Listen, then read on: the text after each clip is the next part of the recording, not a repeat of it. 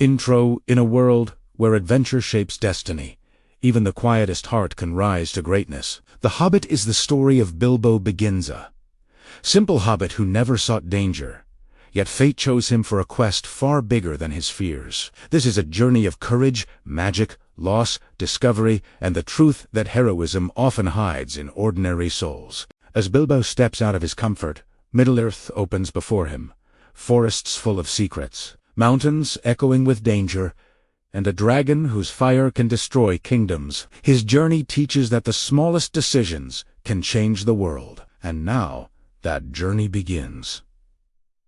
Enjoyed the video? Subscribe to our channel, give it a like, share it with friends, and leave a comment. Don't forget to hit the bell icon for all updates. Chapter 1. The Quiet Hobbit and the Unexpected Visitor. Bilbo Baggins had lived his entire life in the gentle embrace of the Shire, where every hill rolled in green waves.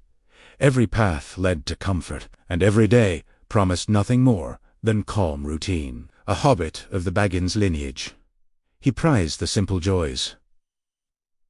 A well-polished front door, warm breakfasts, quiet evenings by the fire, and the comforting knowledge that no adventure would ever interrupt his carefully ordered existence. He had no desire to wander, no interest in danger, and certainly no ambition beyond enjoying the soft pleasures of home. In his mind, a life of predictability was not merely desirable, was sacred. Bilbo had spent years cultivating a world of security around himself, where he could rise, eat, read, and sleep in perfect repetition. Yet, even the most carefully crafted lives are subject to the intrusion of fate.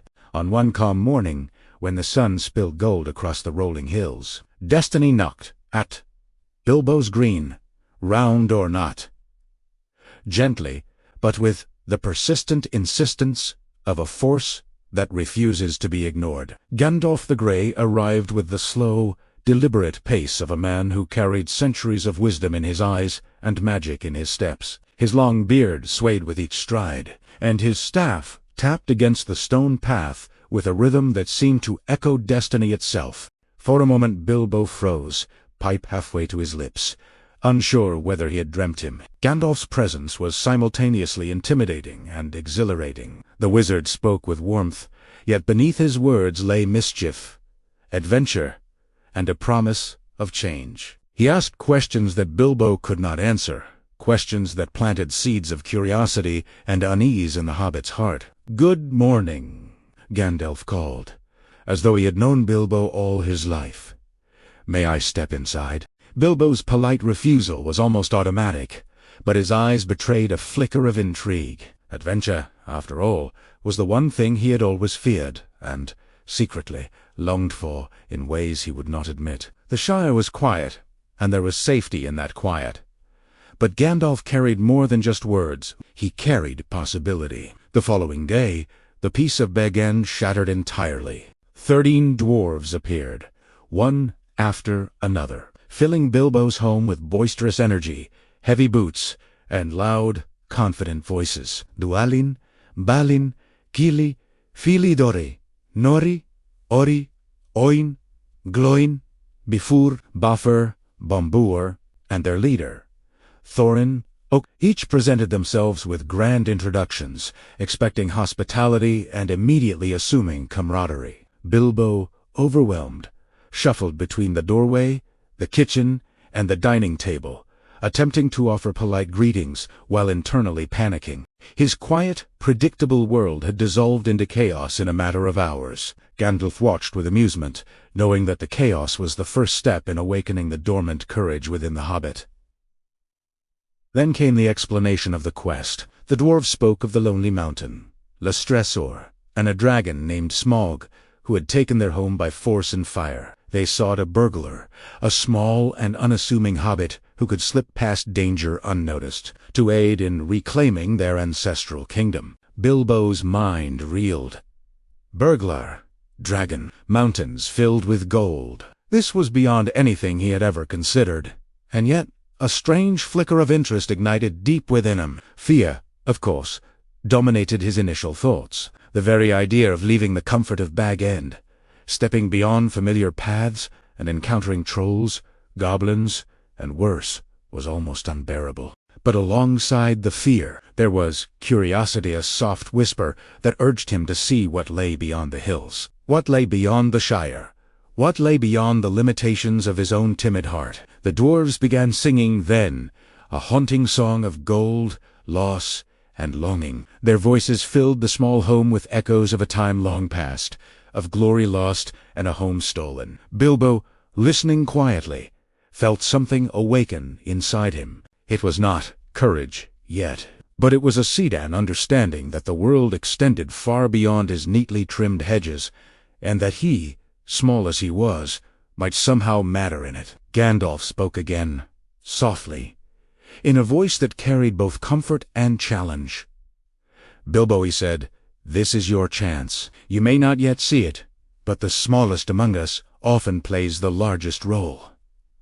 Bilbo laughed nervously, unsure whether to take the wizard seriously. Still, the idea lingered in his mind, refusing to leave. Orcs passed, and the dwarves settled in, recounting tales of treasure, battle, and exile. Bilbo attempted to keep up with conversations, to appear at ease. Yet his mind wandered constantly to the question that gnawed at him.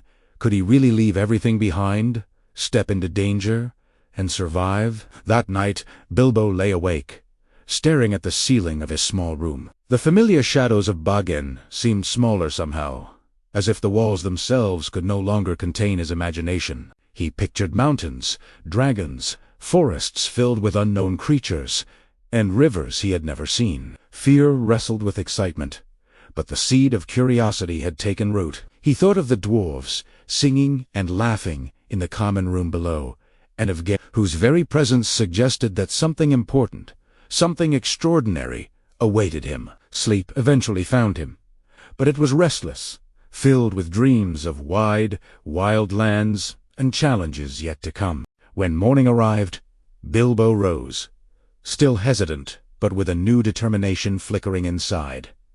Breakfast was hurried. He fumbled with his plate and cup, trying to appear calm, though his heart raced with anticipation. The dwarves crowded around him, cheerful and impatient, ready to begin the adventure. Gandalf gave him a final nod, a silent reassurance and a gentle push toward the inevitable. Then Bilbo did something he had never done before. He opened the round green door of Bag End, stepped onto the familiar path, and walked toward a life that would never again be predictable. Every step away from the Shire was a step into courage, a step into uncertainty, and a step into a story that would shape not only the fate of a group of dwarves, but of all. The company began to move, their boots crunching against the grass and stones, voices mingling with the morning bird song. Bilbo felt fear press against him like cold wind, but he also felt a strange exhilaration. He was leaving behind everything he knew, yet he had never felt more alive. For the first time, he understood a truth that would guide him forever. Adventure does not come to those who wait. It arrives unannounced, knocking at doors they never expected, and it calls them to rise above the life they know. And so Bilbo Baggins, the quietest, most unassuming hobbit in the Shire, took his first step into the unknown. The road stretched out before him, filled with light and shadow, promise and peril. Each stone he stepped upon whispered of the challenges ahead. Each gust of wind seemed to remind him of the choices yet to come. Fear and courage mingled in his chest, weaving together into a thread that would carry him far beyond Bag End, far beyond the hills of the Shire, and into a destiny he could not yet comprehend. This was the beginning not just of a journey, but of a transformation. The hobbit who had once feared the unknown was stepping boldly into the adventure of a lifetime, and the world beyond his door waited with bated breath. And though he could not know it yet, Bilbo Baggins was about to discover that even the smallest person can alter the course of history when the courage within awakens. Chapter 2. The contract of courage. Bilbo Baggins had never run so fast in his life. His feet slapped the road as he sprinted through the Shire, breathless, confused, and strangely thrilled. The morning sun rose gently behind him, illuminating the hills and fields he had always known. But now everything looked different, bigger, wider, filled with possibilities he had never dared to imagine. As he ran, clutching nothing but his trembling determination, One thought kept repeating in his mind. He was late. The dwarves were already far ahead, believing he had refused the adventure. But inside Bilbo's chest, a new pulse had awakened, a rhythm stronger than comfort, louder than fear. The decision had been made long before he consciously accepted it. He was stepping into the unknown. He was leaving home. When Bilbo finally caught up, breathless and red-faced, the dwarves stared at him in disbelief. Bambur nearly dropped his pack. Thorin crossed his arms with a skeptical frown, as though a hobbit could never be trusted with something as important as reclaiming a kingdom. Gandalf, however, smiled with a knowing twinkle, as if he had expected this moment all along. "I'm here," Bilbo gasped. I'm coming on the adventure." His voice trembled, but his eyes held a courage he didn't know he possessed. The dwarves exchanged looks, some amused, some doubtful, some quietly impressed. They handed him the contract.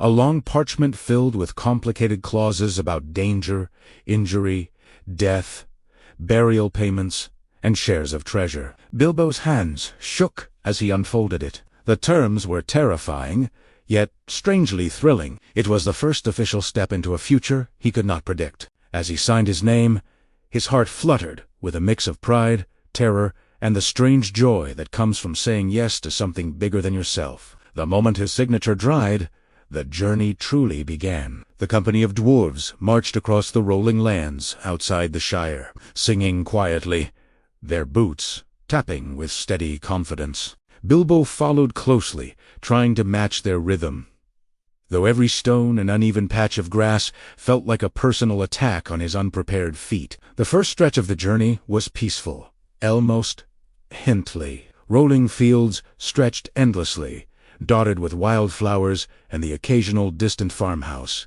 Bilbo felt small, but not in a bad way small, in a world that suddenly felt full of secrets. He listened as the dwarves shared stories of old battles, lost homes, and ancient songs. The more he heard, the more he understood that their quest was not just about treasure. It was about reclaiming pride, family, and a sense of belonging that had been stolen from them by fire. Thorin's voice carried the weight of generations. His father and grandfather had both fought to protect their mountain home, only to lose everything to Smaug's flames. Their legacy now rested on Thorin's shoulders. Bilbo watched him with a mixture of awe and confusion. Thorin was fierce, determined, and unshakable. Bilbo, on the other hand, felt like a leaf being pushed along by a strong wind. But he did not stop walking. The tone of the journey shifted as they left the Shire's familiar comfort behind. Hills grew steeper, forests darker, and the sky broader.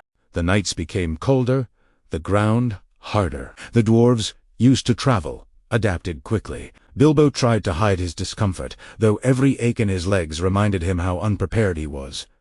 But he did not complain. The surprising thing was, each hardship made him feel more connected to the group. Slowly, step by step, he was becoming part of something. At night they camped under the stars. The dwarves would build a fire, cook simple meals, and sing songs of gold and stone songs that echoed with longing.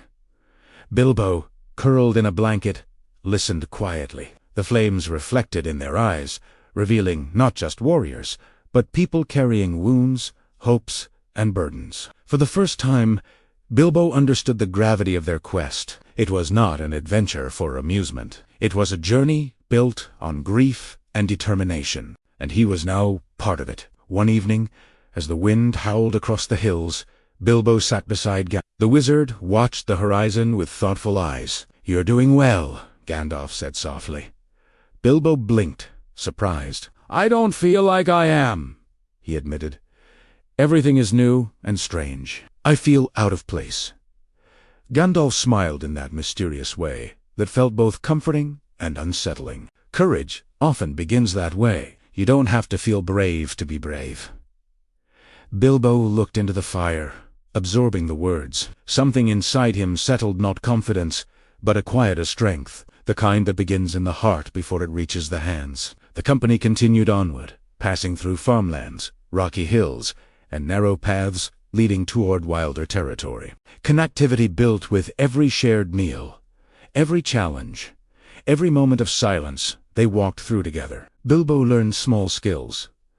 How to roll a blanket tightly, how to start a small fire, how to listen to the sounds of nature for warning signs. These were small things, but each small thing made him feel less like baggage and more like a Yet underneath the growth lay fear of the unknown dangers waiting ahead. The dwarves spoke of trolls, goblins, wolves, and worse. They were not exaggerations. This world carried real darkness. Still, Bilbo continued. One afternoon, clouds gathered overhead, heavy and dark. Rain began to fall, turning the path muddy and slippery. The company trudged through the storm, soaked and shivering. Bilbo's cloak clung to him like a second skin. He longed for his warm hobbit hole, for tea and comfort, for safety, but he did not turn back, not once. Thorin noticed. Though he said nothing, Bilbo caught him glancing his way with something like respect or, perhaps, curiosity. The storm did more than soak them. It tested tested patience, tested endurance, tested unity. When they finally found shelter under a rocky overhang, the dwarves worked together to keep the fire alive. Bilbo's small hands helped gather dry twigs from the inner edges of the cave. They succeeded, building a little warmth in the harsh cold. As they sat together, steam rising from their wet clothes, a sense of quiet triumph settled over the group. Bilbo felt it too. He was still frightened, but no longer crushed by that fear. He was beginning to understand that bravery is not about being fearless, it is about continuing forward, even when fear is louder. The chapter of the contract was not merely about signing a paper, it was about signing a transformation, one written not in ink, but in experience. Bilbo had stepped into the journey as a timid hobbit. Now, slowly, he was learning the first lessons of courage, and though he didn't yet realize it, the dangers ahead would require every ounce of that courage. But for the moment, in the glow of the struggling fire, surrounded by unlikely friends, he felt something strange and warm, belonging. Chapter 3. Into the wider wild world. The morning after the storm broke, cold and clear. The sky brushed with soft blue and fading clouds. The land ahead stretched in long shadows and rising hills, so different from the gentle comfort of the Shire that Bilbo felt both small and strangely awakened. Each new mile tugged him farther from everything familiar, yet closer to something he still could not name. His feet were sore. His pack was heavier than he liked to admit, but his heart confused as it had begun to move in rhythm with the journey. As the company continued forward, the world around them changed from open fields to rugged terrain. The grass grew taller and wilder, the winds stronger, and the birds' songs sharper, as though even nature itself spoke with a rougher voice. The dwarves, seasoned travelers, moved with steady confidence. Bilbo tried to keep up, his short legs working twice as hard, but no one complained, not even Thorin, who watched Bilbo with quiet judgment that was slowly turning into something more complicated. The road rose into rolling foothills. From the top of one hill, Bilbo paused to look back. The Shire lay far behind, a soft green dream disappearing into the horizon. Something tugged at his heart, a gentle ache of longing mixed with a flicker of pride. He had left that world behind. He had chosen this, and despite the discomfort and fear, he had not yet regretted it. "Don't fall behind," Gandalf called, his staff tapping along the stones. Bilbo hurried to catch up. The wizard smiled lightly, as if Bilbo's presence itself amused him. "The world is larger than your maps, you know," Gandalf said, "full of things that cannot be written on paper." Bilbo swallowed. "Full of dangers, I suppose." "Yes," Gandalf agreed, "but also full of surprises, some of them good." The company traveled 4 days, crossing rivers with cold, biting waters and climbing slopes that tested Bilbo's nights were spent under the stars, each constellation a glittering reminder of how vast the world was. The dwarves spoke of the lands they once ruled, of rivers flowing through their mountain halls, of jewels that shone like starlight captured in stone. These stories wove through the evening air like gentle magic. Bilbo, listening quietly, felt their longing settle into his heart. Their quest no longer seemed like a distant legend, it became real, alive, urgent. He found himself thinking not only of the Shire, but also of the lonely mountain, of the dragon sleeping upon a stolen home. For the first time, he understood why he mattered on this journey. Not because he was strong, not because he was brave, but because sometimes the smallest person can slip through danger unnoticed, and sometimes the unexpected choice becomes the turning point of destiny. As the days passed, the landscape grew rougher, and the safe green of the Shire seemed like another lifetime. The air grew colder.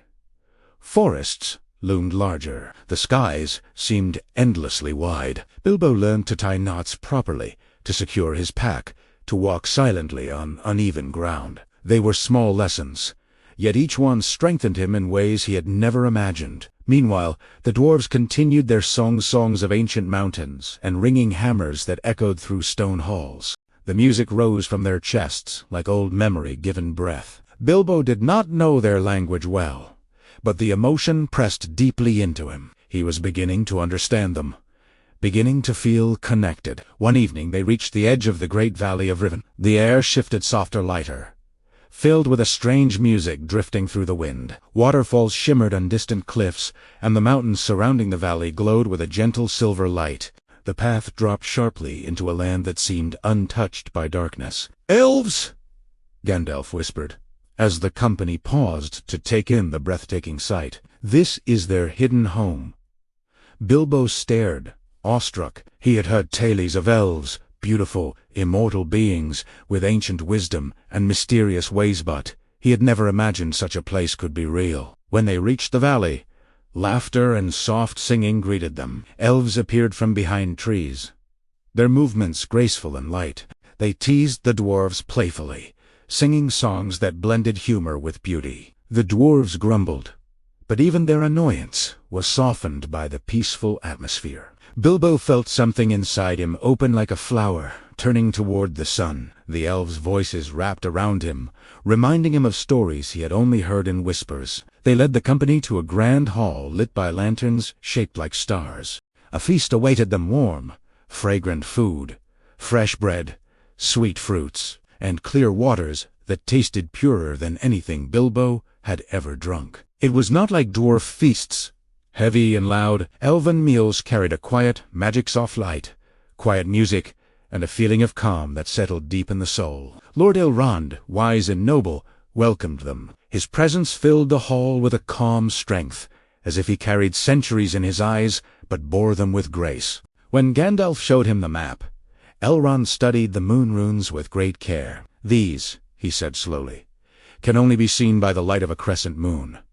On that night the moon rose thin and bright, and the hidden runes glowed faintly across the map. Elrond read them softly, revealing instructions about a secret door in the mountain, instructions that might have been lost forever without the moon's guidance. Thorin listened intently, his face shadowed by memory and hope.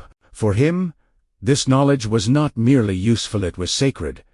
And Bilbo realized that the map was more than a tool. It was a link to the dwarves' ancestors, a piece of their past returning to guide their future. They stayed in Rivendell for days, resting, healing, regaining strength. The peaceful air washed away weariness from their bones. Bilbo walked by streams that shimmered like liquid starlight. He listened to the elves sing, their harmonies drifting like wind over water. He felt something deep within him, Shafinja sensed, that the world was bigger, stranger, and more beautiful than he had ever imagined. When the time came to leave, Bilbo found he was reluctant. Rivendell felt like a dream carved from light, but the journey had to continue. Danger awaited beyond the valley, and the mountains ahead were dark and unforgiving. On the morning of their departure, an elf approached Bilbo. "May your journey be safe," he said softly. "Even the smallest light can shine in the darkest places." Bilbo carried those words with him as he followed the dwarves out of the valley. The mountains loomed Eheddol, jagged, formidable. The path twisted upward into rocky wilderness. The cheerful warmth of Rivendell faded behind them, replaced by a growing chill and harsher winds. Gandalf rode beside Bilbo for a short while. "The wild world begins here," he said quietly. "Stay close, and stay sharp." Bilbo nodded, gripping his pack. Fear prickled at the edges of his heart, but beneath it lay something stronger, a deep, steady determination that had begun forming since he signed the contract. The Shire had shaped him. Rivendell had awakened him, but the wild world ahead would test him. As the company climbed the stony path leading into the misty mountains, Bilbo took a deep breath. The world was no longer gentle, no longer soft. But he walked forward anyway, because this journey now belonged to him as much as to the dwarves, and though he did not yet know it, the darkest challenges were about to begin. Chapter 4. The edge of the unexpected. Bilbo awoke earlier than usual. The next morning, long before the sun had fully climbed over the hills. For a moment, he forgot he was on an adventure at all. His body expected the comfort of his warm hobbit-hole bed, the smell of breakfast frying, and the gentle rustle of bag end. Instead, he found himself wrapped in a rough traveling blanket, lying on cold grass, listening to the distant chatter of dwarves who seemed far too cheerful for such an early hour. And it was in that brief, disoriented moment that Bilbo realized something important. Adventures did not pause to let you adjust. They expected you to keep up, whether you felt ready or not. The company wasted no time. Thorin was already giving orders. Balin was checking maps, and Dwalin was securing supplies. Bilbo stretched, shivering slightly, and reminded himself that he had chosen this path well. Chosen might have been too strong a word. Perhaps pushed by Gandalf was more accurate. But deep inside, something else stirred. The faint beginning of curiosity, and with it a flicker of courage he had not felt before. They resumed their journey, following a twisting road that wandered through rolling grasslands and sparse woods. The land looked peaceful, yet there was an underlying silence that felt unfamiliar to Bilbo.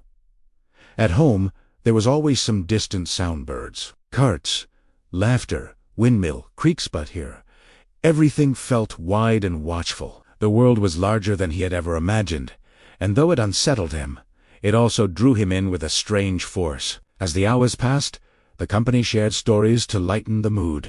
The dwarves spoke of their mountain home, their lost treasure, and the dragon Smaug with a mixture of sorrow and anger. Bilbo listened carefully, trying to understand the weight they carried. He had never faced such loss, nor such a dangerous enemy, yet hearing them speak stirred his empathy. These were not just companions, they were people bound by memory, by longing, by a shared wound, and he wondered, quietly, what part he was meant to play in restoring what they had lost. The weather shifted by afternoon, the sky darkening with heavy clouds. A chill wind swept across the plains, urging them to hurry. Thorin pushed the pace, determined to reach the nearby woods before the storm broke. Their steps quickened, cloaks tugging behind them. Bilbo found himself running at times, surprised that he could keep up. Each mile tested his endurance, but each mile also proved that he was capable of more than he believed. They reached the edge of the woods just as the first drops of rain began to fall. The trees rose tall and ancient, offering shelter beneath their thick branches. The company gathered dry wood, set up a small fire, and settled down for a simple meal. The warmth felt heavenly to Bilbo, who was trembling from both fatigue and excitement. Yet he could not shake the feeling that the forest held secrets, watching them from the darkness between the trunks. Balin noticed his unease. "First time sleeping under trees like these, Master Baggins?" he asked with a gentle smile. Bilbo nodded. "First time doing nearly everything on this journey." Balin chuckled softly. "It gets easier. The road changes. Yet sometimes faster than you expect." Bilbo wasn't sure if that was comforting or not, but he appreciated the kindness. It was strange he and T feel like the timid hobbit who had once hesitated at his own front door. Something inside him was shifting, small yet steady, like the first spark of a fire. Night arrived quickly beneath the heavy clouds. The forest deepened into a realm of shadows, where every sound seemed sharper and every silence seemed heavier. The company huddled close to the fire, careful not to stray too far into the dark. Gandalf had warned them about dangers in these parts, though he had not specified what kind. Bilbo's imagination, however, eagerly filled in the gaps with creatures he hoped he would never meet. Rain fell harder, whispering through the branches and tapping against the leaves. The dwarves took turns keeping watch, their eyes alert despite the weariness settling over them. Bilbo offered to share the duty, surprising himself As much as the dwarves, Thorin raised an eyebrow. "You wish to keep watch, Mr. Baggins?" Bilbo straightened. "I may not be a warrior, but I can stay awake." Thorin considered him for a moment, then nodded. "Very well. Well, you will take the third watch." This small acknowledgment meant more to Bilbo than he expected. It was not praise, nor admiration, but trust, and trust was a seed that grew quickly in the soil of his heart. When his turn came, the fire had dimmed to glowing embers. The rain had softened into a steady drizzle, filling the air with a quiet rhythm. Bilbo wrapped his cloak around himself and sat upright, listening to the night. His mind wandered to the Shire, imagining what his neighbors would think if they saw him now wet, cold, guarding a group of dwarves in a dark forest miles away from home. The thought made him smile, despite himself. Then, suddenly, a rustle broke the silence. Bilbo stiffened. He heard it again, something moving. Slow and deliberate. He rose quietly, gripping the small dagger he had been given. His heart pounded, but he forced himself to breathe steadily. The sound grew clearer, coming from behind a thicket to his right. Drawing as close as he dared, he whispered, "Who's there?" No answer. Only a low, unsettling grunt. Bilbo took a step back, instincts screaming that he had awakened something unpleasant. He hurried to the sleeping dwarves and shook Balin awake. "Something's out there," he whispered urgently. Balin didn't question him. He roused the others quickly, yet silently. Within moments, the company stood ready, weapons drawn, eyes searching the darkness. A pair of small, glimmering eyes appeared between the bush, then vanished. Just as quickly, whispered Fili. "Could be," muttered Dwarf, or something worse. The forest seemed to hold its breath, but after a tense minute, the sounds faded. Whatever creature had approached, it had decided to move on. Thorin ordered the fire built higher and the perimeter checked. The danger had passed for now. Bilbo felt his legs trembling, but beneath the fear, there was an undeniable spark of triumph. He had kept watch. He had faced the unknown, and he had alerted the others in time. It wasn't heroic in the grand sense, but it was a step, another quiet, meaningful step on a journey he once believed he could never take. When dawn finally broke, washing the forest in pale gold, the company prepared to leave. Thorin approached Bilbo, his expression thoughtful. "You did well last night," he said simply. Bilbo felt warmth bloom in his chest. "Thank you," he replied softly. As they stepped out of the woods and back onto the road, Bilbo realized something important. Danger had not turned him back. Fear had not defeated him.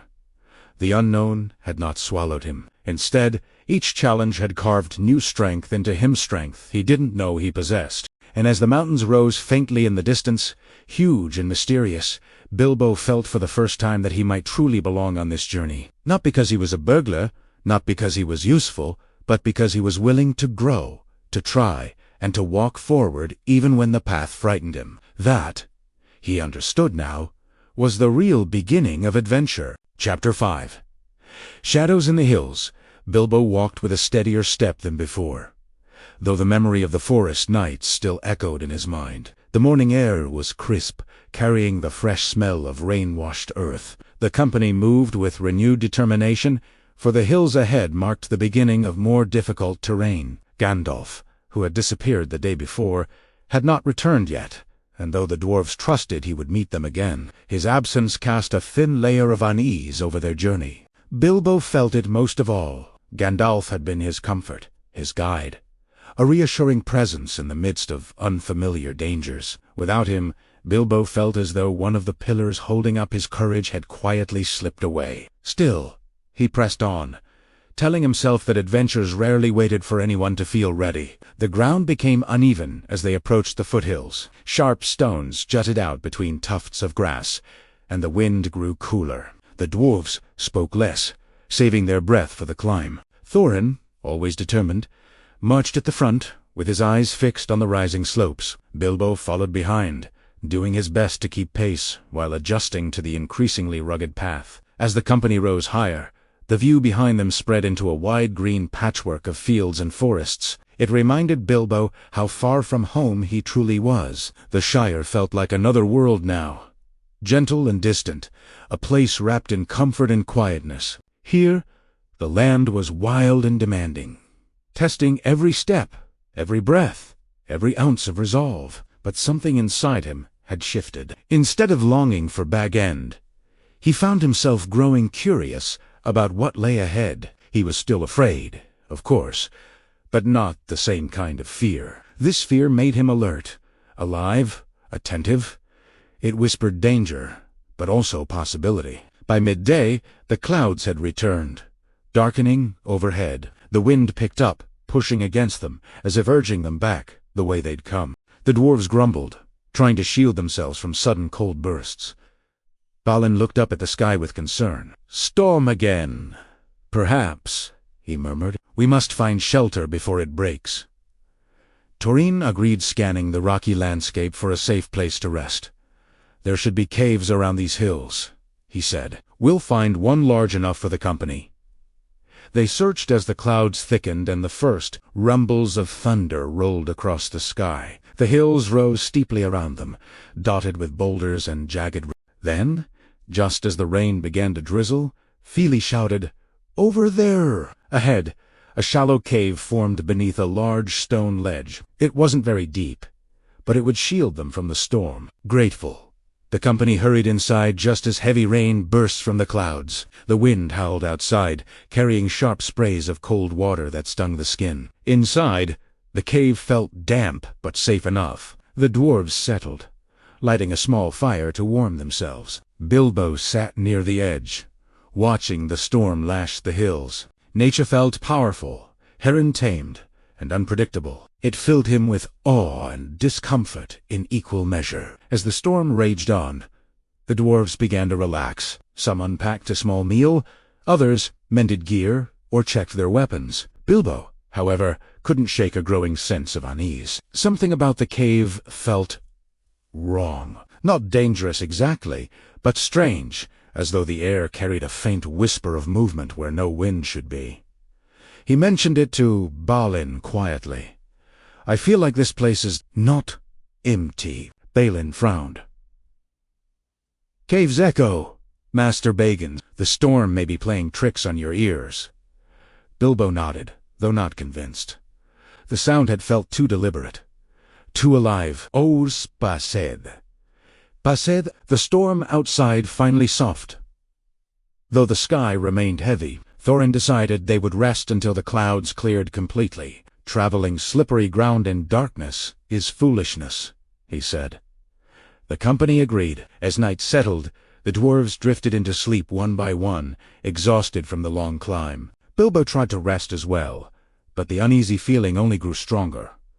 He listened carefully. Nothing. Then there it was, a faint scraping sound deeper in the cave. Then another, slow, repetitive, wrong. Bilbo sat up, heart pounding. He looked around. The dwarves were sleeping soundly. The fire had burned low, filling the cave with dim, flickering light. Summoning his courage, Bilbo stood and walked quietly toward the back of the cave. The scraping grew louder. A cold shiver ran down his spine. Something moved in the shadows. He froze. Two figures emerged slowly from the darkness and, for a moment, fear routed him to the ground. They were tall, unpleasant creatures, hunched and broad, with long arms and heavy feet. Their skin was coarse, their faces twisted with hunger and mischief. Trolls. Real trolls. Bigger and more terrifying than any storybook picture Bilbo had ever seen. One sniffed the air. The troll grunted. "Smells like dwarf." "Smells like dinner?" the second troll added with a deep laugh. Bilbo backed away, panic rising. But before he could warn the others, his foot slipped on loose gravel. The sound echoed sharply in the cave. The trolls snapped toward him instantly. "What's that?" "A rat." "No. A hobbit." In seconds, the trolls lunged forward. Bilbo ran. He dashed toward the dwarves, shouting, "Wake up! Trolls!" The dwarves jolted awake in confusion, but it was too late. The trolls burst into the open space of the cave with terrifying force. Grab 'em. One roared. Chaos erupted. The dwarves scrambled for their weapons, but the trolls were massive, swatting them aside with frightening strength. Buffer and Bombur were lifted off the ground like sacks of flour. Dwalin attempted to strike one troll's leg, but the blow barely slowed it. Bilbo watched, horrified but desperate to help. He had no real weapon, only his small dagger, and he knew he stood no chance in a direct fight. But his sharp mind began racing. Trolls were not clever. They argued loudly.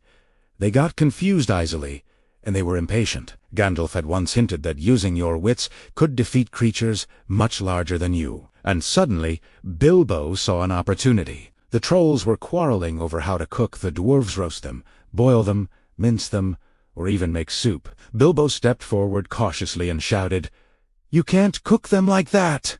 The trolls paused, confused. "What do you mean, little worm?" Bilbo stood taller than he felt. "Dwarves spoil if you rush the cooking. They must be seasoned properly, marinated. You'll ruin your meal if you hurry." The trolls blinked at each other, uncertain. "Is that true?" One muttered, "Maybe. Or maybe he's tricking us?" The other huffed. They began arguing fiercely again, each contradicting the other. The dwarves stared in disbelief at Bilbo's courage. Every second gained was a chance. Bilbo kept talking, weaving nonsense mixed with confidence, doing anything to confuse the trolls. And it worked. Long enough for a familiar voice to echo across the cave. Gandalf. Suddenly, the cave entrance filled with a blinding burst of light. The trolls roared, covering their eyes, stumbling back. Gandalf stepped forward, shouting ancient words that made the air tremble. Outside, the first rays of dawn broke over the hills. The light struck the trolls' end in seconds. Their monstrous shapes hardened, cracked, and froze into stone. Silence followed. Deep, heavy silence. The dwarves stared at the now stone trolls. In disbelief, Bilbo stood trembling, unable to process what had just happened. Gandalf approached him, placing a hand on his shoulder. "Well done, Bilbo. Wit is often more useful than strength." Bilbo swallowed hard. Heart still pounding, but inside him something glowed, a rising warmth, a fragile but real courage that had grown in the shadows of danger. He had faced trolls, he had survived, and he had saved his friends.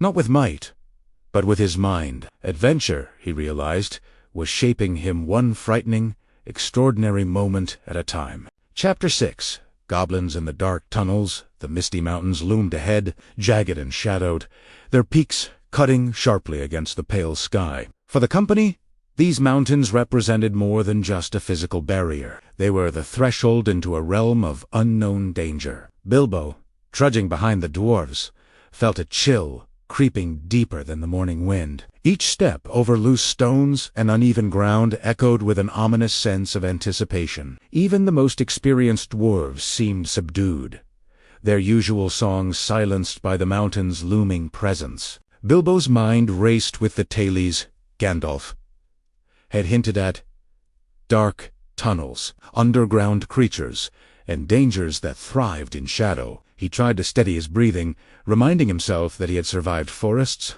storms, and trolls. Surely he could endure the mountain as well. Yet there was an unfamiliar tension in the air, as if the rocks themselves were holding their breath, waiting to see what intruders would dare disturb them. The first signs of unease came subtly. Shadows shifted oddly beneath rock ledges, and faint echoes carried through the valleys where no wind blew. Bilbo's imagination, always prone to exaggeration, whispered warnings that sounded almost real. The dwarves, following the path with careful steps, noticed the subtle changes too, and Thorin's eyes darkened with worry. "Keep close," he instructed.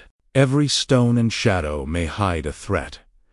The climb steepened, and soon the company found themselves in a narrow gorge, flanked by sheer walls that rose like the spines of some ancient beast. The light dwindled, and the wind howled through the crevices with a hollow, eerie sound. It was as though the mountains themselves were speaking in a language Bilbo could not comprehend. Then, without warning, a loud, piercing shriek echoed through the gorge. The dwarves froze, ears straining. Bilbo's heart pounded. The sound came again, closer, sharper, more menacing. Thorin raised his sword, and the company drew nearer together, forming a protective line as they crept forward. Moments later, they discovered the entrance to a cavern, hidden behind a natural arch of stone. "We take shelter here," Thorin decided, his voice steady but firm. The company entered cautiously, feeling the temperature drop and the darkness deepen. The walls were slick with moisture, the air heavy with an earthy scent that carried both age and decay. Bilbo's pulse raced with every step, his senses sharpened by both fear and necessity. The cave narrowed into a twisting tunnel, and soon the company realized that this was no ordinary cavern. Strange markings etched into the walls hinted at long-forgotten inhabitants. Cracks and crevices shifted with every movement of air, suggesting hidden passages and secret corners. Gandalf had warned them that goblins lived in these mountains, and the air seemed to confirm his words. Shadows moved too deliberately, noises were too rhythmic, too organized. Bilbo whispered to Balin, "I can feel eyes upon us, even if we can't see them." Balin nodded. "Aye, and they are patient hunters. One misstep, and—" He did not finish the sentence, but Bilbo understood. They were being watched. As they moved deeper into the mountain, the tunnel opened into a large hall, dimly lit by faint, luminescent fungi clinging to the walls. The sound of dripping water echoed like distant drums. Suddenly, a swarm of goblins emerged from side passages, shrieking and brandishing crude weapons. The dwarves reacted instinctively, swinging axes and swords, but the goblins were fast and numerous, attacking from all directions. Bilbo ducked behind a boulder, clutching his dagger. Every nerve in his body screamed for him to run, but he remembered Gandalf's advice. Courage often begins with action, not fearlessness. Summoning all the strength he could, Bilbo flung himself forward, narrowly dodging a goblin's swing, and drove his dagger into the creature's leg. It squealed and fell back, buying Bilbo a moment of breathless relief. The dwarves formed a circle, fighting with ferocity, but it was clear the goblins had the advantage in numbers and knowledge of the tunnels. "Retreat!" Thorin shouted, realizing the battle was not in their favor. The company scrambled, weaving through narrow passages, the echoes of goblin laughter bouncing off the stone. Bilbo's heart thudded as he ran, fear sharpening every sense. Then, in the panic, he became separated. Alone in the shadows, he stumbled through twisting tunnels, walls pressing close on all sides. Every echo seemed amplified, every shadow a threat. He wished desperately for Gandalf's presence, for the comfort of the Shire, for anything familiar. It was in that moment of despair that Bilbo stumbled upon a small, glittering object lying in the dirtering. It was plain, unassuming, yet it seemed to pulse with a quiet energy. Without fully understanding why, Bilbo slipped it into his pocket. He felt a faint sense of relief, a subtle shield against the darkness around him. The goblins continued to shout and fight, but Bilbo moved silently, guided by instinct, driven by the need to survive. Hours or perhaps minutes. Time seemed meaningless past, as he navigated the labyrinthine tunnels. His small size and quiet footsteps allowed him to evade the goblins, who were too focused on the larger dwarves to notice him. He realized then that perhaps he was more useful than he had ever believed. Alone in the darkness, he felt a strange clarity. The fear that had once paralyzed him now sharpened his perception. The adventure was no longer a distant concept. It was immediate, raw, and terrifyingly real. Bilbo's thoughts raced. He needed to find the dwarves, to warn them, to survive. He began to understand the subtle truths Gandalf had hinted at, that even the smallest and seemingly weakest could make a difference if they were clever, attentive, and brave. Guided by instinct and a growing confidence in his own cunning, Bilbo navigated narrow passages, avoiding pits and crude traps set by the goblins. He listened carefully to the echoes of combat, following the sounds, until he discovered a side tunnel where the dwarves had been cornered. With careful precision, he darted ahead, using his small size to slip between legs, duck under swings, and reach a strategic point. "There," he called out to Thorin, who looked up in astonishment to see Bilbo. "What are you doing here?" Thorin shouted over the din. "Helping!" Bilbo gasped. "Follow me this way." Using his knowledge of the smaller spaces, Bilbo led the dwarves through a hidden passage, narrowly avoiding goblins that swarmed the main hall. One by one, they followed, astonished at Bilbo's courage and ingenuity. At last, they emerged into a wider cavern. Safe for the moment, breathing heavily, Bilbo sank against a rock, shaking, exhausted, but alive. Thorin looked at him, a mixture of pride and incredulity in his eyes. "Well done, Master Baggins," he said. "You have proved yourself in ways I did not imagine." Bilbo, though trembling, felt a quiet swell of pride. He had faced goblins, survived the tunnels, and protected his companions. Courage, he realized, was not the absence of fear, but the decision to act in spite of it. Gandalf appeared then, as if from nowhere, a calm presence amid the lingering tension. "Ah," he said, surveying the scene, "the first real test is always the hardest. And you, Bilbo, have passed." Relief and exhaustion mingled in Bilbo's chest. For the first time, he felt the true weight and the strange exhilaration of adventure. The goblins had been a terrifying, brutal challenge, yet surviving them had illuminated a path he never thought he could tread. He realized that the journey would continue to test him in ways both frightening and exhilarating. Every choice, every step, every heartbeat mattered, and though the misty mountains still towered over them, dark and unyielding, Bilbo understood something profound. Courage grows in shadows, strength emerges in danger, and even the smallest person can change the course of fate.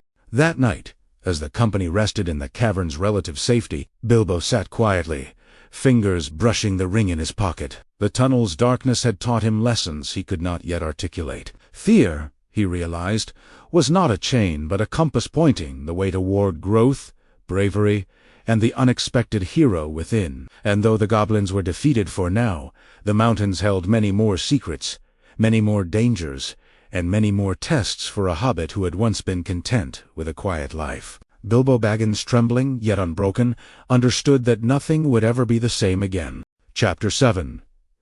Riddles in the dark. Bilbo Baggins awoke to an oppressive darkness unlike anything he had ever experienced. The misty mountains, which had seemed imposing from the outside, now loomed as an endless labyrinth of shadows and silence. The cavern where the company had been forced to take refuge was deep, twisting, and unnervingly quiet after the chaos of the goblin attack. The dwarves had been captured and dragged away by goblins, while Bilbo, separated in the confusion, found himself alone and disoriented. Fear gripped him tightly, yet beneath it, a flicker of determination stirred. He would not surrender, nor would he give in to despair. Survival demanded cleverness, courage, and careful thought. His eyes adjusted slowly to the dim glow of the cave walls, faintly illuminated by phosphorescent fungi clinging to the rocks. The shadows shifted, elongating and contracting like living creatures. Bilbo's small frame pressed close to the stone, listening intently for any sound that could reveal the presence of goblins. Every drip of water, every distant echo, seemed amplified, turning into the potential approach of unseen enemies. His mind raced, recalling Gandalf's counsel, "Adventure often begins in moments of fear, but wisdom lies in using that fear to guide action." As Bilbo crept forward, his foot struck something hard. He bent down and discovered a small, curious ring lying in the dust. It was plain, unremarkable, yet it seemed to hum faintly against his fingertips, as if it had a quiet life of its own. Without fully understanding why, Bilbo slipped it into his pocket, feeling a strange sense of reassurance. Something about the ring seemed to belong to the darkness, yet also offered a shield against it. Clutching his dagger and moving with cautious steps, Bilbo ventured deeper into the twisting tunnels, unsure of the path, but determined to keep moving. Suddenly, a sound froze him in place. Low, rasping voice, echoing from the darkness ahead. "Who's there?" Bilbo whispered, his voice trembling. The voice responded with a question of its own, riddled with curiosity and menace. What has roots as nobody sees, is taller than trees. Up, up it goes, and yet never grows. Bilbo blinked in surprise.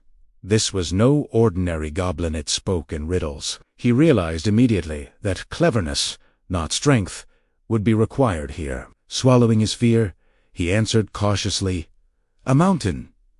A faint chuckle echoed through the cavern, and the voice responded, "Correct." For now, relief mingled with anxiety. The challenge was not over. Bilbo moved carefully, each step echoing as if the mountain itself was listening. Another riddle followed.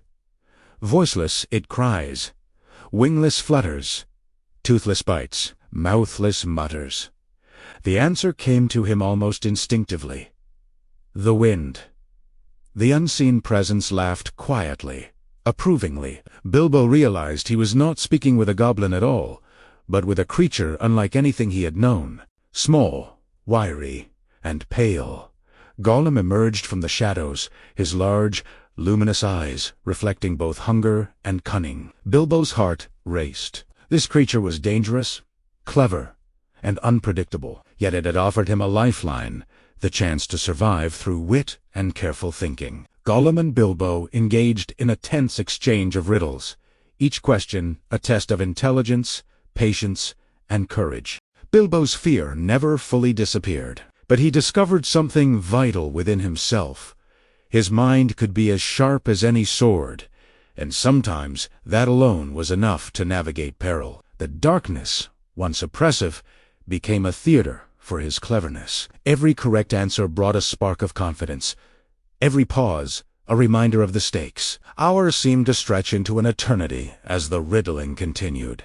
Bilbo grew more aware of his surroundings, learning to move silently, to watch for sudden movement, and to anticipate danger. Gollum's laughter echoed like a chime in the cavern, eerie yet oddly rhythmic, marking the passage of time. The Hobbit realized that the creature was not merely testing him, it was adapting to him, probing his weaknesses and revealing his strengths. Then came the moment that would change everything. Gollum, growing frustrated and suspicious, suddenly lunged. Bilbo reacted instinctively, slipping the ring onto his finger.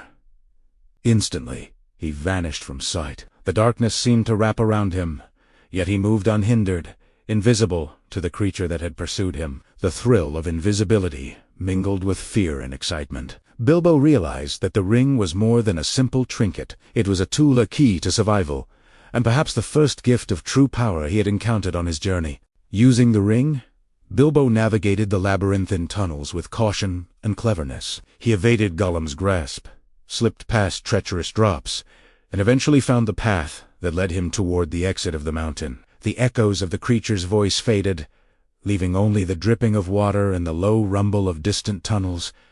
Bilbo felt both relief and exhilaration. He had faced a creature far more cunning than any goblin, survived through intelligence, and discovered an object that could turn the tide of future dangers. As dawn began to filter through narrow fissures in the rocks, Bilbo emerged from the dark tunnels into a faintly lit cavern leading to the mountain's exterior. The air felt different, cleaner, sharper, filled with possibility. He was no longer the timid hobbit who had hesitated at his front door. He had faced darkness, riddles, and a creature more dangerous than any he had imagined. In that crucible of fear and cleverness, Bilbo had grown. He understood, for the first time, that courage was not the absence of fear, but the mastery of it, and that intelligence could be as powerful a weapon as any sword. The misty mountains still loomed ahead, and danger had not vanished. The dwarves were still in peril, and the path forward was fraught with unknown threats.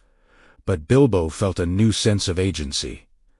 He had survived. He had learned. He had discovered a tool both literal and metaphorical that could help him navigate the challenges to come. Each shadow, each echo, each stone now carried a lesson. The journey was not only about the destination, but about the growth of the traveler. As he crouched near the exit of the cavern, considering his next steps, Bilbo realized something fundamental.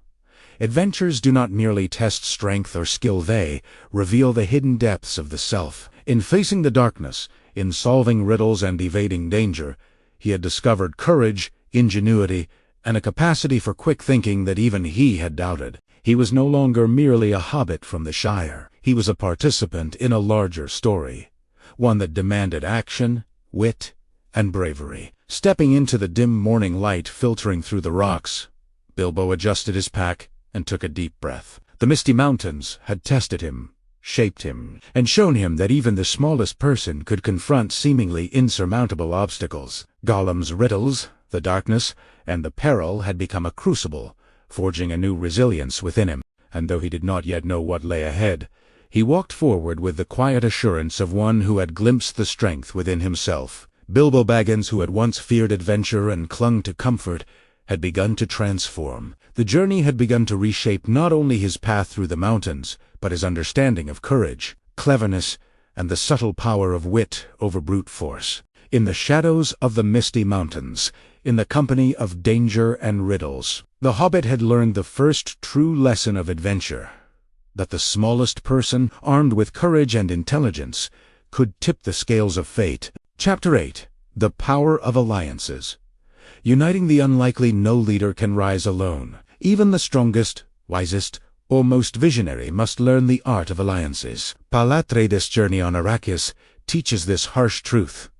Survival, influence, and destiny all demand partnerships. Alliances are not just friendships, they are contracts of trust, strategy, and shared vision. In a world like Arrakis, where betrayal and ambition lurk behind every face, alliances are the difference between life and death, victory and extinction. Imagine standing on shifting sand, surrounded by enemies, knowing that no single army, no single power can secure your survival. The only path forward is to unite the most unlikely allies, people you barely trust, with cultures, motives, and codes different from your own. This is the crucible of leadership. Paul's alliances with the Fremen demonstrate how true leaders find strength, not just in force, but in connection, mutual respect, and vision. INTRO.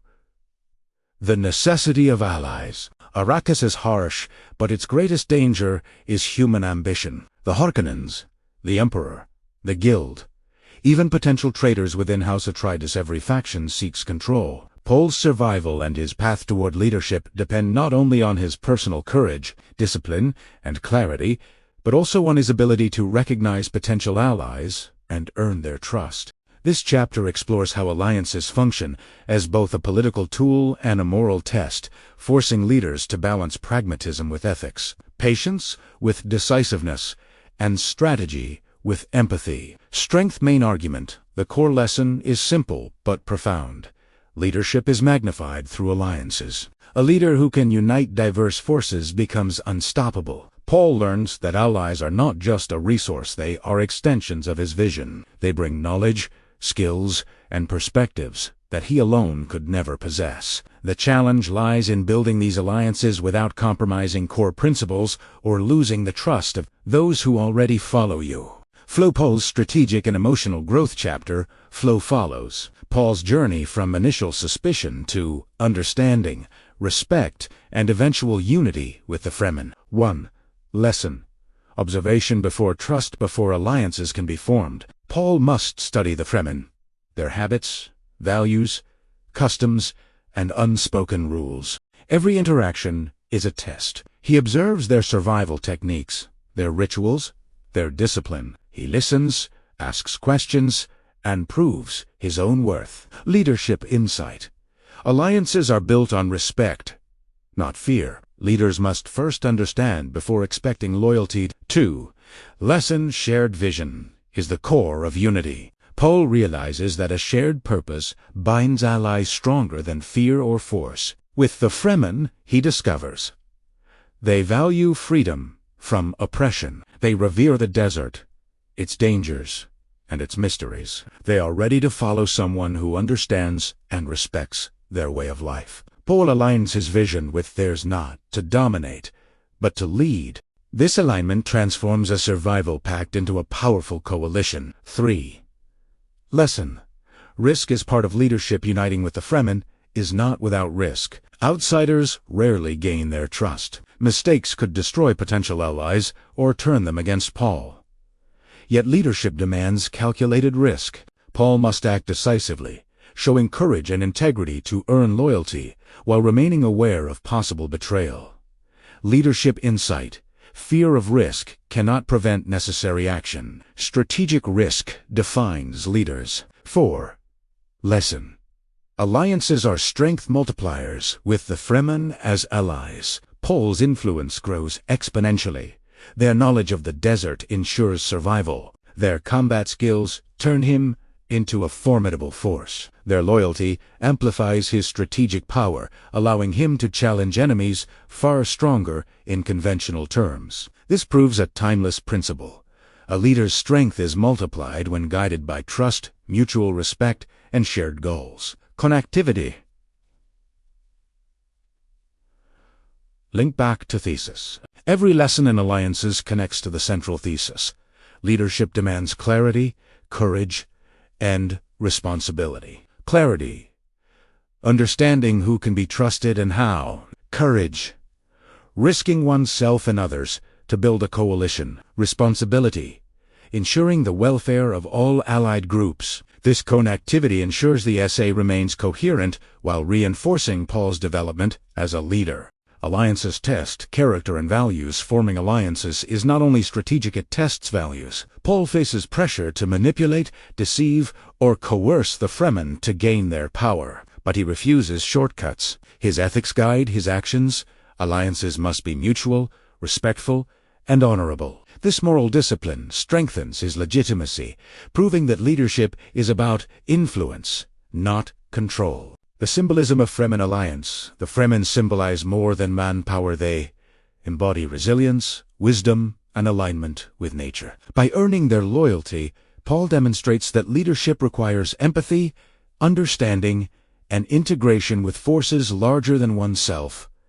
Leaders cannot conquer a world alone. They must connect deeply with its people. Call to action, ending with impact. Alliances are not just historical or fictional lessons, they are practical leadership truths. In your own life, career, or community, identify allies, understand their values, align visions, and act with integrity. True leadership is never solitary. It thrives through connection. Paul Atreides teaches us, your strength multiplies when you unite the unlikely, but you must lead with clarity, courage, and responsibility to hold that alliance together. Chapter 9. The Elven King's Halls. The forest of Mirkwood gradually thinned as the company pressed onward, yet the oppressive weight of unease lingered with every step. Darkness and uncertainty clung to the trees like a second skin, and the travelers moved cautiously, aware that unseen eyes could be watching at any moment. Hunger gnawed at their stomachs, and exhaustion pressed upon them, yet there was no rest to be found. The path ahead promised both danger and salvation, though neither would be easily attained. Bilbo, though growing more confident with each trial, felt the tension of anticipation tightened in his chest. Every sound, an owl's hoot, a rustling branch, a distant splash of water set his nerves on edge, sharpening his senses and compelling him to focus on survival. At last, the company came upon the borders of a vast and mysterious realm, ruled by a king whose power and influence extended through these shadowed woods. The halls of the elves. The trees parted, revealing towering stone structures entwined with living wood, shimmering faintly in the dim forest light. The air felt charged with magic and authority. Bilbo's awe was immediate. He had never seen anything so beautiful, so alien, and yet so formidable. He knew instinctively that this was a place of both potential sanctuary and profound danger, for the elves of Mirkwood were proud, secretive, and exacting in their judgments. As the company approached, their presence was noted swiftly. Elven guards emerged silently from the trees, their movements fluid and precise. Bows were raised, arrows glinting faintly in the dim light. The company halted, hands raised in cautious surrender. Thorin stepped forward, speaking with dignity and authority, explaining their passage through Mirkwood and the purpose of their quest. The elves listened, silent and impassive, yet Bilbo could feel the weight of their scrutiny pressing upon him. Every gesture, every glance seemed to carry a message, and the tension between the travelers and the elves was palpable. Eventually, The company was escorted into the Elven King's halls, a place of stunning beauty and intricate architecture. Trees and stone intertwined seamlessly, lit by subtle luminescence that seemed to flow from the walls themselves. Streams of crystal-clear water wound through the chambers, their soft murmurs blending with the melodic tones of elven voices. Despite the grandeur and apparent serenity, Bilbo sensed an undercurrent of caution, a quiet vigilance that spoke of the king's authority and the potential for peril should any misstep occur. The travelers were led to a central hall where Thranduil himself appeared. His presence was commanding, yet his expression was golden hair framed a face of striking beauty, and eyes of piercing intensity scanned each member of the company with careful precision.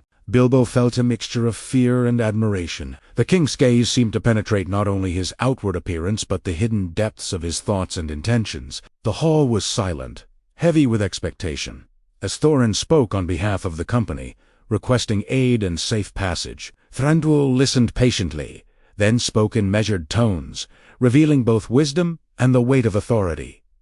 The king's words were not merely formalities. They were challenges. He questioned the company about their intentions, their character, and their ability to navigate the dangers of Mirkwood. Bilbo realized that this was not a test of physical strength, but of judgment, diplomacy, and cunning. Every word mattered. Every pause carried significance, and every gesture could influence the outcome of their audience.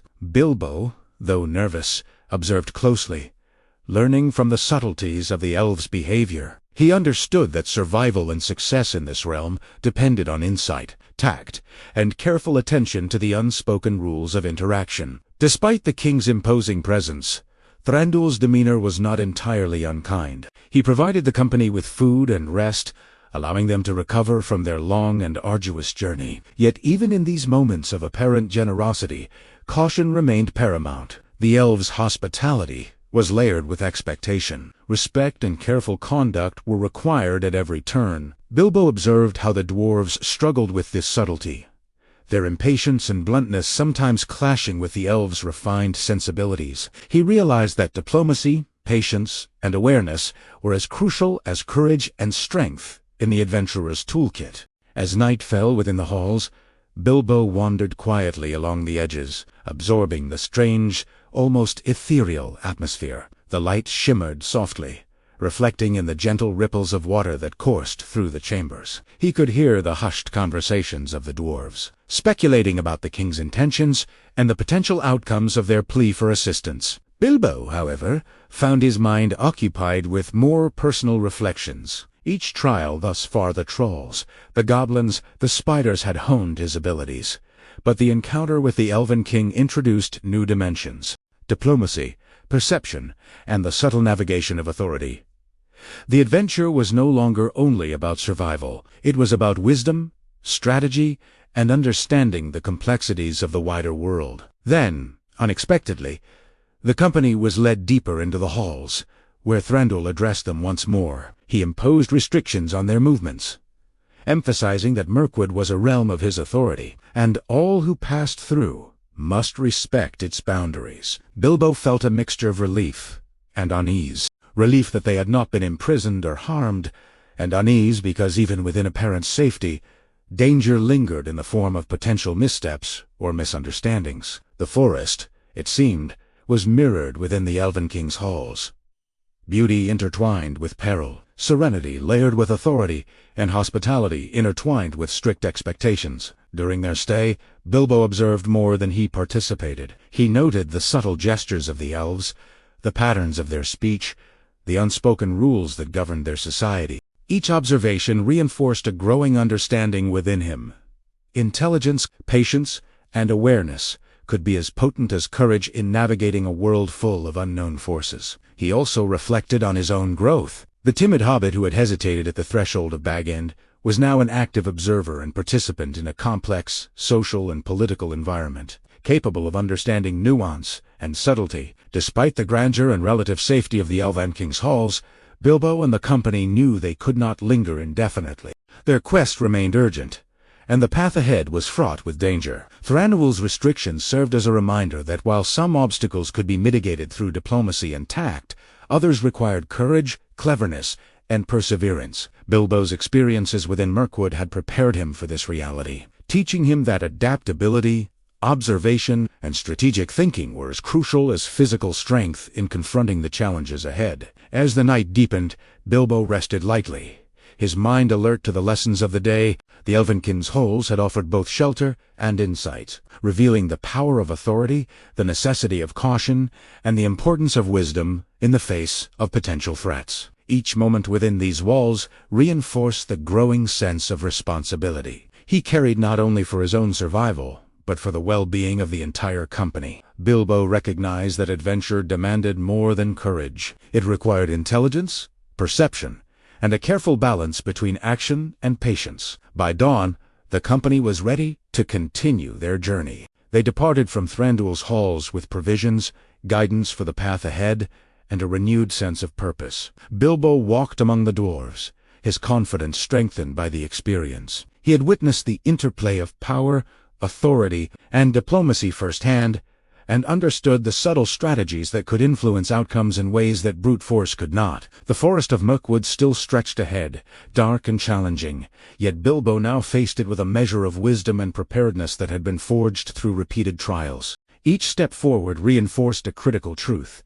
Adventure was as much about learning, observation, and understanding as it was about action and bravery. Bilbo's role in the company had evolved. He was no longer merely a follower. He was a participant capable of insight, capable of strategy, capable of contributing in ways that complemented strength with intelligence. The Elven King's halls had provided a temporary refuge, but more importantly, they had offered a mirror in which Bilbo could see his own growth, his developing courage, and the potential for wisdom that would guide him through future dangers. As they moved beyond the borders of the Elven King's realm, Bilbo felt a renewed determination. The forest remained dark, the path remained uncertain, and dangers still awaited them at every turn. Yet he had grown. Each challenge faced, from trolls to goblins to spiders, and now to the subtle power of the elves, had sharpened his mind, strengthened his courage, and revealed the unexpected depths of his resource. Bilbo Baggins, once content with a quiet life in the Shire, was steadily transforming into a capable, perceptive, and brave participant in an adventure that stretched far beyond his imagination. In the silent shadows of Mirkwood, guided by faint sunlight filtering through the trees, Bilbo walked with a new understanding of what it meant to face the unknown. Courage was not the absence of fear. Intelligence could overcome brute force. Observation and patience were as vital as strength. Each experience had taught him that even the smallest person could influence the course of events, that wit and wisdom could save lives, and that growth often came through trials that demanded adaptation, focus, and resolve. And as the company pressed onward toward the distant peaks of the Lonely Mountain, Bilbo knew that the lessons of the Elven King's halls would remain with him, guiding his steps through the perils and wonders that awaited on the next stage of their extraordinary journey. Chapter 1. Oh, the gathering storm closed. The company had emerged from the shadowed halls of the elf, stepping once more into the dense, foreboding heart of Mirkwood. The forest's oppressive darkness seemed heavier than ever, as if the trees themselves were conspiring to test the traveler's resolve. Each step carried the crunch of dry leaves and the faint rustle of unseen creatures. Bilbo walked among the dwarves, senses sharpened, heart racing, yet with a calm born of repeated trials. He had faced goblins, spiders, and riddles of darkness. He had witnessed Thranduil's authority and the intricacy of the elven realm. Every experience had honed his courage and sharpened his understanding of danger. Yet even with such preparation, the path ahead was uncertain, for the stakes were greater than ever. Their destination lay far beyond the thinning forest, the desolate lands surrounding the Lonely Mountain, a place spoken of in whispers and feared in legend. Thorin Oakenshield's quest to reclaim his ancestral home neared its climax. But every step toward the mountain carried peril. The forest stretched endlessly behind them now, but Bilbo remained alert, fingers brushing the hilt of his dagger and the hidden ring in his pocket. He had grown attuned to danger in ways unthinkable back at Bag End. Survival was no longer luck. It required vigilance, quick thought, and unwavering attention. As they pressed onward, the forest thinned, revealing remnants of old paths, decaying fences, and abandoned campsites. Others had traveled here. Bilbo realized some victorious, many defeated, and the land held the echoes of countless stories. The dwarves felt the tension as well. Their eyes scanned every shadow. Thorin walked at the front, expression carved with grave responsibility. Each dwarf carried the weight of the journey differently, yet all shared a mixture of anticipation and dread. Night fell abruptly, as it often did in those lands. The company settled in a hollow between twisted trees, building a small fire. Bilbo sat apart, reflecting on the journey. The Shire felt impossibly distant, like a fading memory. Every trial had shaped him. The trolls had pushed him to act despite fear. The misty mountains had sharpened his bravery. Gollum had tested his wit. The spiders had demanded agility. The Elven King's halls had sharpened his patience and diplomacy. He was no longer just Bilbo Baggins of Bag End. He had become someone whose actions could change the fate of a company, as someone who mattered. The firelight flickered across weary faces. Bilbo felt pride in their survival, in the bond forged by danger. He thought of Thorin's leadership, the burden, the strength, the heavy cost of command. He also felt gratitude for Gandalf, whose guidance had instilled courage and clarity, even in his absence. As the company rested, the forest whispered with uneasy life. The wind carried strange sounds. Shadows shifted, and Bilbo sensed danger at the edges of the firelight. Yet fear no longer controlled him. He used it as a compass. True bravery, he realized, was action in the presence of fear, not its absence. Suddenly, movement flickered at the tree line. Small figures passed between shadows, perhaps wood elves, perhaps scouts, perhaps creatures with motives unknown. The dwarfs tensed, but Thorin signaled restraint. Bilbo silently remembered the lessons of the Elven King's halls.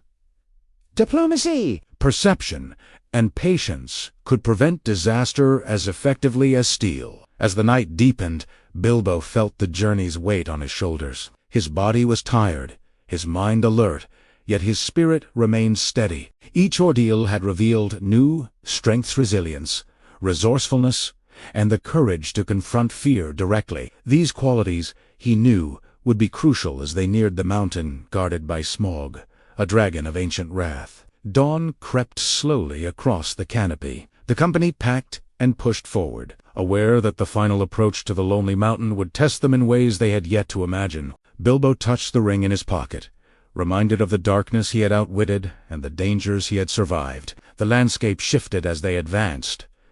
The trees thinned, the air grew colder, the streams clearer, and the shadows of the distant mountains grew sharper. Thorin moved with unyielding determination. The dwarves followed with cautious resolve. Bilbo walked close, ears sharp, eyes watchful, every muscle ready. Confidence grew quietly within him, tempered by humility and awareness of the trials still ahead. Reaching a high ridge, the company stopped. Below lay a vast valley leading toward the lonely mountain, its peaks towering like silent sentinels. The sight filled Bilbo with both awe and dread. Far away, faint glimmers hinted at gold, though it was unreachable still. His heart beat faster. Everything he had learned, cleverness, resilience, perception, courage, would be tested in the days to come. In that still moment, Bilbo understood the true nature of their quest. It was not merely about treasure. It was a journey of transformation, endurance, and inner growth. From Bag End to the misty mountains, from riddles in the dark to webs in murk, from the Elven King's judgment to the open road, every step had prepared him for this turning point. The wind swept cold from the mountain's peak. Bilbo shivered with anticipation rather than fear. Ahead lay danger and opportunity intertwined. He looked at Thorin and the dwarves, seeing resolve etched into their faces. The journey had changed them all. The final chapters of their adventure were approaching, and Bilbo understood now more than ever that even the smallest person could influence events greater than themselves. With a final glance at the valley, he stepped forward, leading the company onward. Each footfall carried the strength of hard-won lessons, the resilience forged through hardship, and the calm certainty that though the storm ahead was gathering, they were ready. Bilbo Baggins had survived darkness, creatures, riddles, and fear itself.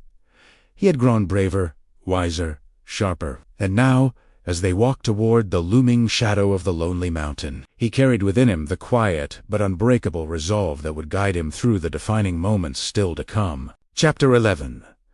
The Lonely Mountain. The lonely mountain rose ahead, jagged and silent, its peak wreathed in mist and shadow. After weeks of arduous travel through forests, tunnels, and treacherous paths, the company finally stood before the towering fortress of stone that loomed over the desolate landscape. Bilbo Baggins, walking among the dwarves, felt a mixture of awe, fear, and anticipation. Every step forward carried the weight of expectation. Every glance at the mountain reminded him of the dangers they had endured and the challenges yet to come. This was no ordinary hill or ridge, it was the culmination of years of longing, struggle, and courage. A place where destiny awaited in its most formidable form. The approach was fraught with peril. The foothills were barren, littered with jagged rocks, treacherous paths, and the remnants of previous travelers who had dared venture too close. Bilbo's senses, sharpened by trials in the misty mountains in Mirkwood, guided him with precision. He noticed subtle changes in the air, faint echoes of movement, and the distant glimmer of reflective surfaces that could indicate traps or obstacles. Thorin moved ahead with deliberate steps, his gaze fixed on the mountain's looming gates. The dwarves followed with disciplined coordination, every movement calculated, every gesture purposeful. Bilbo, though small and nimble, felt the weight of responsibility as he walked alongside them, aware that even his smallest decisions could impact the company's survival. As they reached the base of the mountain, the silence was broken only by the wind whistling through jagged rocks. The company paused to survey the area. The gates were massive, ancient, and imposing, adorned with symbols of a lineage long past. Bilbo could feel the history embedded in the stone, the weight of generations, the echoes of both triumph and tragedy. He realized that the mountain was more than a destination. It was a symbol, a test, and a guardian of the treasure and legacy the dwarves sought to reclaim. The air was thick with expectation, and every shadow seemed alive, hinting at both the dragon that slept within and the challenges that would demand every ounce of courage, intelligence, and cunning the travelers possessed. Bilbo felt the familiar stirrings of fear, yet this time it was tempered by confidence. He remembered the lessons of the past. The trolls, the goblins, the spiders, and the Elven King's halls had all shaped him. Courage, he understood, was not the absence of fear, but the ability to act despite it. Quick thinking, careful observation, and adaptability had saved him repeatedly, and now they would be tested once more. Every step forward required vigilance, every whisper of sound demanded attention, and every decision carried consequences of life or death. Thorin led the way, instructing the company to move with caution. They navigated narrow ridges and hidden paths, avoiding the areas where the ground seemed unstable or the shadows suggested danger. Bilbo moved silently, aware that his small size and agility were assets that could provide an advantage where brute strength might falter. He glanced at the mountain's peak, shrouded in mist, and felt both trepidation and determination. This was the climax of their journey, the threshold where the culmination of their quest and the test of their courage would converge. As they approached the entrance to the dragon's lair, the air grew warmer and heavier, carrying a faint, acrid scent. The dwarves' faces were tense, their movements deliberate. Bilbo's heart raced, not with panic, but with awareness, the knowledge that every step, every sound, every miscalculation could be fatal. He recalled Gandalf's advice: cunning and subtlety often surpassed strength when confronting overwhelming power. The dragon Smaug, legendary for both his size and cunning, would not be defeated through force alone. This was a challenge that demanded cleverness, observation, and courage in equal measure. Bilbo took a deep breath and stepped forward, feeling the weight of history and expectations settle upon him. He glanced at Thorin, whose gaze was fixed on the mountain's heart, and then at the dwarves, each carrying their own mixture of hope, fear, and resolve. The journey had transformed them all, testing not only their strength, but their character, patience, and wisdom. Bilbo understood that this final stage would demand the summation of all he had learned: resilience forged in adversity, intelligence sharpened by experience, and courage tempered by understanding of danger and consequence. The entrance to the mountain was colossal, a yawning maw of stone and shadow. Inside, the heat and the faint glow of treasure hinted at Smaug's presence. Bilbo felt the familiar pulse of fear, yet also the thrill of purpose. This was the moment he had been preparing for, the convergence of all his experiences into a singular test. He knew that courage alone would not suffice. Stealth, perception, and cleverness would be vital. Every step had to be calculated, every movement silent, every thought precise. He slipped the ring onto his finger, feeling its subtle power and reassurance. The darkness, once intimidating, now became a tool, a cloak of protection that allowed him to navigate peril unseen. The company moved cautiously, spreading out to cover the entrance while remaining close enough to support each other.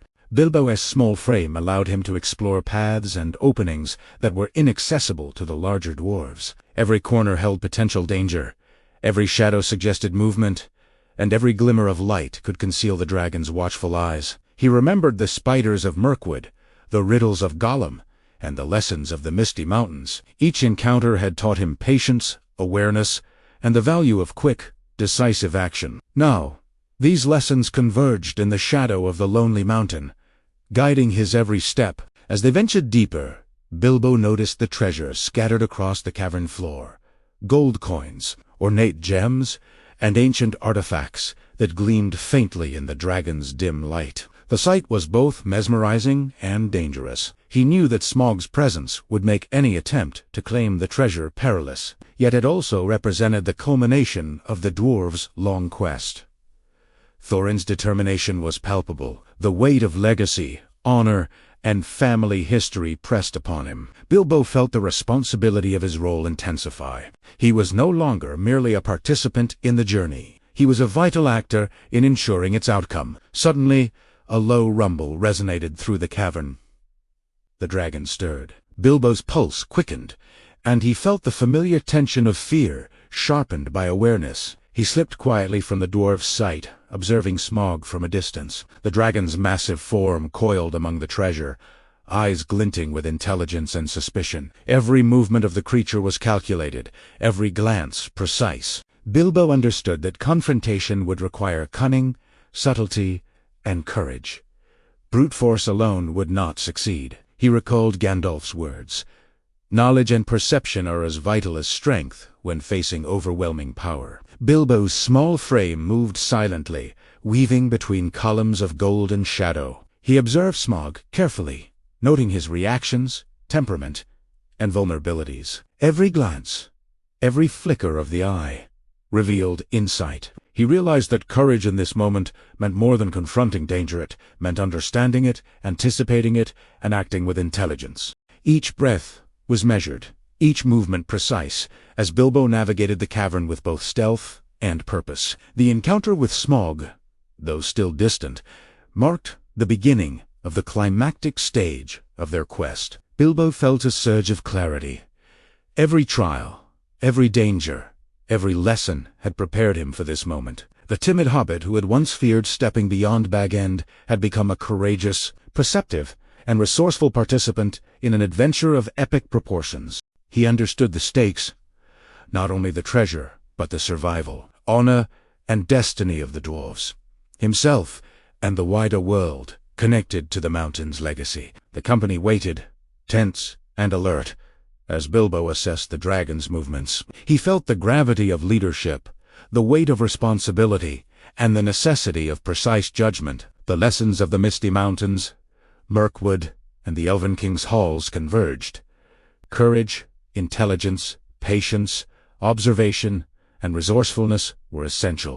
Bilbo knew that this moment would define not only the outcome of their quest, but the transformation of every member of the company, especially himself. The mountain trembled faintly, a warning of the power contained within. Bilbo's hand brushed the ring, a silent reassurance that cleverness and subtlety could provide an advantage where brute force might fail. He took a measured breath, preparing for the first direct engagement with Smaug. The dragon's eyes flicked toward him, sharp and calculating, yet he remained unseen, invisible in the shadows. Every heartbeat was a lesson, every movement a choice, and every thought a test of courage and intelligence. Bilbo realized the truth of the journey. Adventure was not merely about reaching a destination or claiming treasure. It was about transformation, about discovering courage in fear, wisdom in danger, and the capacity for action in moments of uncertainty. The company's trials had prepared them.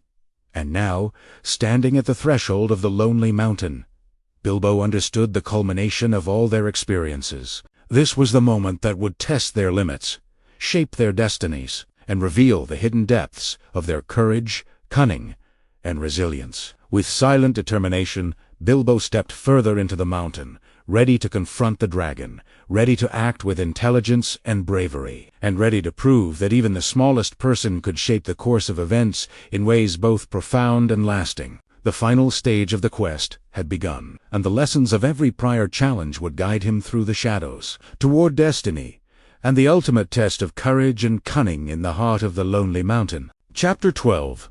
The Heart of the Mountain. Final chapter. The air inside the lonely mountain was thick and heavy, charged with the heat of molten gold and the latent energy of Smaug, the mighty dragon. Every step Bilbo took echoed faintly against the cavern walls, mingling with the subtle creak of gold-laden beams and the distant rumble of Smaug shifting in his hoard. The dragon's immense form coiled among piles of treasure, scales glinting like burnished bronze and crimson in the dim, fiery light. Bilbo, small and nimble, felt the familiar pulse of fear, tempered now by experience, intelligence, and courage. He was no longer the timid hobbit who had hesitated at the doorstep of Bag End. He had become a participant in a story far larger than himself, a story that demanded both wit and bravery to survive. Bilbo approached cautiously, slipping silently through the shadows. Every instinct warned him of danger. Every movement of Smaug had the potential to ignite devastation. Yet he felt a strange exhilaration. He carried not only a dagger and the ring, tools that had kept him alive through countless trials, but also the confidence forged in darkness, in forests, and in the halls of kings. Courage, he now knew, was not merely a matter of bravery. It was sharpened by knowledge, observation, and decisiveness. "Who dares enter my hall?" Smaug's voice rolled through the cavern like thunder, deep, menacing, and intelligent. Bilbo froze, every nerve alert, heart hammering in his chest. His mind raced. The dragon was vast, formidable, and cunning. Yet Bilbo's role was clear: to observe, to gather information, and to seek any advantage through intellect rather than confrontation. He replied, his voice small but steady, "I am Bilbo Baggins, at your service. I come as a messenger, not a thief, though I walk among the treasures of your realm." Smaug's eyes narrowed, glowing like molten fire in the darkness. A hobbit. Alone. Curious indeed. "Do you think words will protect you in the halls of King's Gold?" Bilbo's fingers brushed the ring. The subtle reassurance of invisibility balmed his nerves. He realized that this encounter was a test not of strength, but of cunning, wit, and courage. Every word, every gesture, every pause held significance. He had learned this lesson in Gollum's riddles and in the calculated attention of the elf. Now, it was a lesson applied under the most extreme pressure. The conversation between Bilbo and Smaug unfolded like a dangerous game of chess. Bilbo asked questions, carefully probing the dragon's temperament and knowledge, while Smaug boasted of his might, intelligence, and cunning. Each answer revealed insights, weaknesses, and personality traits. Bilbo's mind worked tirelessly, connecting observations, noticing patterns, and calculating possibilities. He discovered a subtle chink beneath the dragon's left chest, a small but crucial vulnerability hidden under layers of scales. Every instinct told him to retreat. Yet he realized that the discovery could change the fate of the dwarves, the mountain, and the surrounding lands. The tension was palpable. Smaug shifted, massive claws scraping against the treasure, eyes flicking toward every shadow. Bilbo felt the weight of responsibility settle upon him. Every misstep could be fatal. Yet he remembered the lessons of past adventures. Fear must guide, not bind.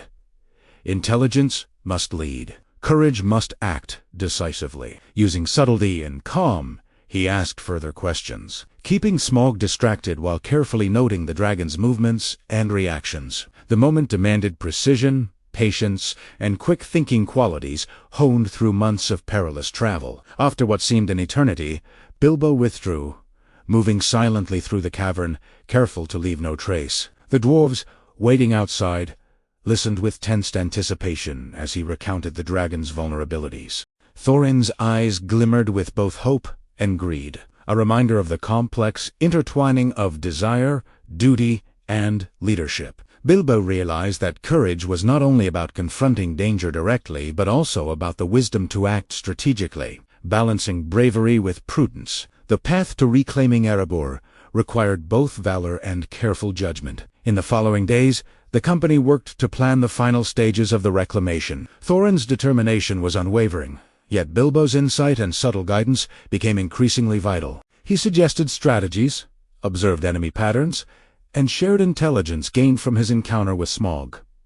Each suggestion carried weight, and the dwarves gradually recognized that the smallest person among them had proven invaluable. Bilbo's transformation from hesitant hobbit to courageous, perceptive adventurer was complete. He had learned the subtle art of balancing courage with intelligence, patience with action, and loyalty with strategic thought. The climax of their quest approached when Smaug, enraged by the loss of gold and challenged by the audacity of intruders, erupted in fury. The cavern trembled with his voice and movement. Fire blazed, heat seared the stone, and the company watched from a distance as the dragon unleashed his power. Yet Bilbo's knowledge, his observations, and his careful planning were not wasted. Using the information he had gleaned about the dragon's vulnerability, the forces aligned against Smaug capitalized on the chance to weaken the mighty beast. Courage, intelligence, and experience, all cultivated through months of perilous adventure, proved decisive. When the dragon fell,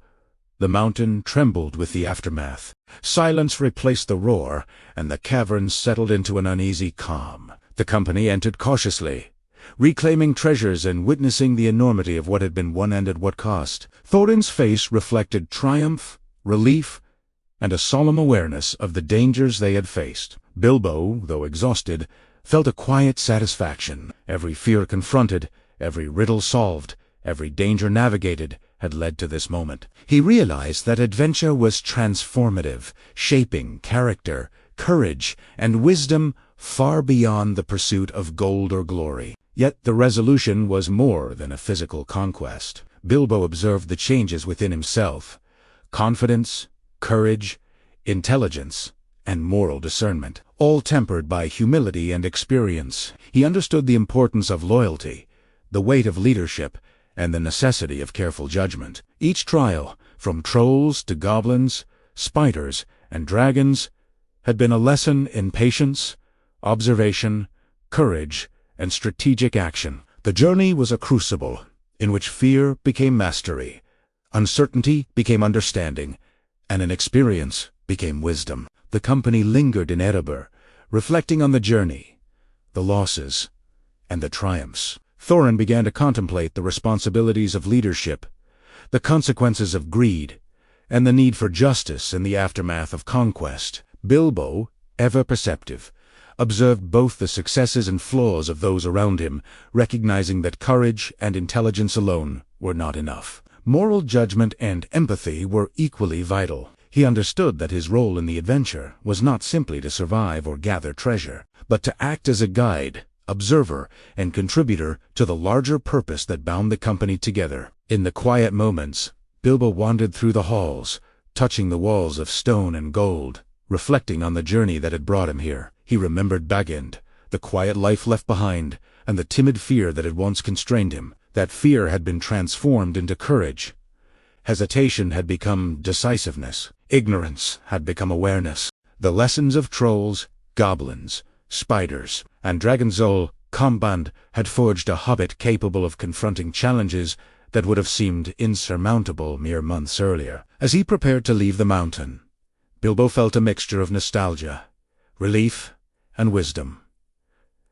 The journey had changed him irrevocably. He had discovered that even the smallest person could influence events of monumental significance, that intelligence and courage could triumph where strength alone would fail, and that moral integrity and perception were as essential as bravery. The Mountain, with its treasures, dragons, and shadows, had been both adversary and teacher. Every challenge overcome had revealed a deeper truth about fear, courage, and the capacity for growth. The company eventually departed from Erebor, each member carrying both physical treasures and the intangible rewards of adventure, courage, wisdom, resilience, and insight. Bilbo returned to the Shire, changed in ways invisible yet profound. He was no longer merely a hobbit concerned with comfort and routine. He was a participant in a vast, interconnected world, shaped by trials, danger, and the subtle power of intellect and bravery. Every step of the journey had contributed to the formation of a hobbit, capable of facing the unknown with courage, foresight, and quiet strength.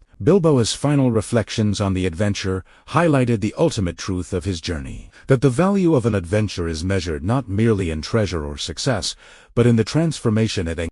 Courage, intelligence, moral discernment, and perseverance were the true spoils of his quest. Each encounter, from trolls to dragons, had been a lesson in the mastery of self, the understanding of others, and the navigation of danger. The smallest person, armed with insight and bravery, could shape history in profound and lasting ways. As he walked the familiar fields of the Shire once more, Bilbo Baggins understood the depth of his own growth. Adventure had been both peril and teacher, fear and opportunity, challenge and revelation. The mountain, the dragon, and the journey itself had transformed him, proving that even the unlikeliest of heroes could leave an indelible mark on the world. The hobbit who left Bag End timid and hesitant had returned, wiser, braver, and forever changed, carrying with him the lessons, memories, and courage of a life transformed by adventure.